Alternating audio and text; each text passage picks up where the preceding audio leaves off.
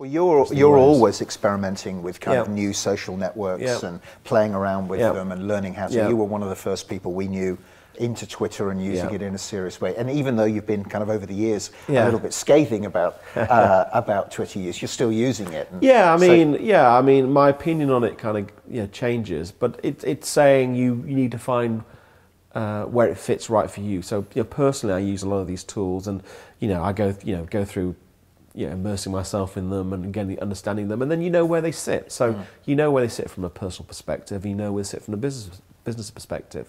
And I think every marketer should be investing their time in at least understanding these, and at least going, okay, I've boxed it here, I understand how it sits, but some kind of blanket, they're just a waste of time, which you get from a lot of people, it just means you ain't going to have a job in 5-10 years, right? You're not going to be employment, because this is how it's going. So get used to it, understand it, and embrace it.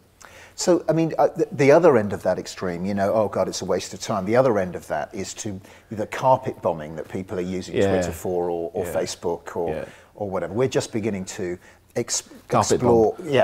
No, we're not. Hopefully, we're not carpet bombing. We're just beginning to explore Facebook as a place that we put.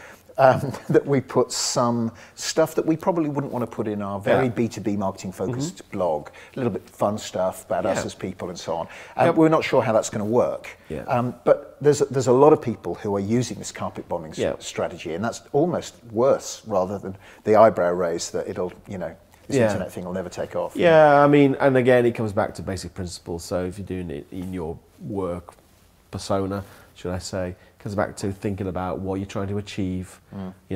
Will it move the needle for your business? How will you track how successful it is? And if it isn't successful, why not just close it down and do something else? There's nothing wrong with that. Have you discovered anything new recently that you thought, wow, this is for personal? Well, either personal or for business. I mean, anything that you think has been useful? Not really. I think.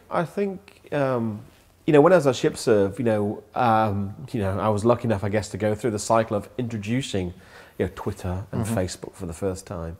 And, people, the business was very kind of, not skeptical, they just thought it's just a waste of time. And it went to be a very high referrer for us, in terms of referring traffic to our site and being an important way in which we built awareness. And, even in our deeply niche B2B world, we had nice follower numbers, good engagement. Into the sort of 1,000 type mark, which is quite good for a B2B brand, in a very very niche market. So from not really understanding it to having a value, I think my learning is just even the Twitter, Facebook, to some extent LinkedIn. I'm not a big fan of LinkedIn. I think they have nice roles to play, and people should invest time in doing it. In terms of tools themselves, no. I mean, I think we're good for tools right now. So that's either it's the social community type, environments, or then there's the sort of content sharing things like SlideShare, Scribe, YouTube, Vimeo, and all those sorts of tools. I think we're good for those. I don't think anything's come along yet. I think that in the last year or two makes a significant difference. But I personally have invested time in Pinterest, Path. What about Clout? I'm not a big fan of Clout. I've actually deleted my Clout account. So really? It's a good one to choose on. It's a very sore point. Don't talk now. Because I think I think it's a good point about the use of social media, and whether it be in business or personal. What Clout is about is telling you what you need to talk about to be socially relevant, and that is totally against what I think. Vanity. Which is like saying, mum and dad, you might be my relatives, but you don't have enough influence, so I'm going to talk to these people over here. It's like moving, it's blanking someone at a party. And go and associate yourself with someone who's a lot of influence. I think that's nonsense. I think you should find yourself, a niche that you want to talk about and have content that's relevant to you. So if it's, if you want to tweet about obscure analog synthesizers, like sometimes I do, then talk to the 50 people who are interested about that. It's not about getting a big influential following.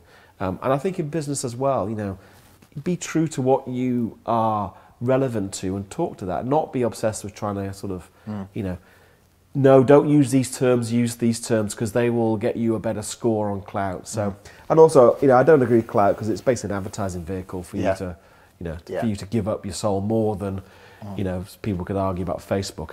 It's not giving me any value back apart from, abusing me with advertising. So I'm not a big fan of clout. But. And you mentioned that you're not that kind of turned on by LinkedIn. Why not? Just in the business context, I think it doesn't really serve any value if you look at what you're trying to do. If you're trying to connect with a community of business users, you have a business group. It's just not the right forum to share information. Because it's so public, or? No. I mean, because the tool isn't designed to share information. So one of the things that that I think it could be used for is it's having a conversation, but it's like a posting board.